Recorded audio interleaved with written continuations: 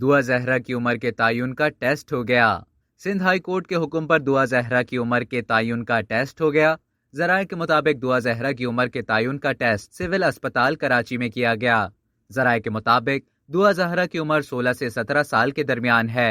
Police को उम्र के तयन की रिपोर्ट कल बाकायदा तौर पर मौसूल होगी।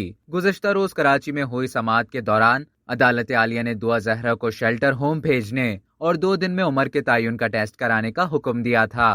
अब तक के लिए इतना ही। मज़ीद खबरों और न्यूज़ अपडेट्स के लिए डेली जंग को सब्सक्राइब करें और बेल आइकन पर क्लिक करें ताकि ताज़ा तरीन वीडियोस का नोटिफिकेशन आपको बर वक्त मौसूल हो।